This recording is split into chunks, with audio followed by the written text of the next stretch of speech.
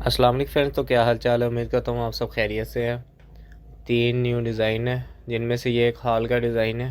फरमाइश आप 16 बाई 20 कर लें। ये एक बेडरूम का डिज़ाइन है, फरमाइश है 15 ज़रब 16। और उम्मीद करता हूँ ये डिज़ाइन आपको पसंद आएंगे। अगर आप भी घर में सीलिंग करवाना चाहते तो हमसे रब्ता कीजिएगा, नंबर आपको स्क्रीन के ऊपर मिल जाएगा। ये लास्ट में एक बेडरूम है, इसका साइज़ 13 ज़रब 15। उम्मीद करता हूँ डिज़ाइन पसंद आएंगे। डिज़ाइन पसंद आए तो वीडियो को लाइक कर दो, हमारे चैनल को सब्सक्राइब कर दो। मैं चलता हूँ, इंशाल्लाह मिलेंगे हम नेक्स्ट वीडियो में। तब तक के लिए अल्लाह हाफिज़।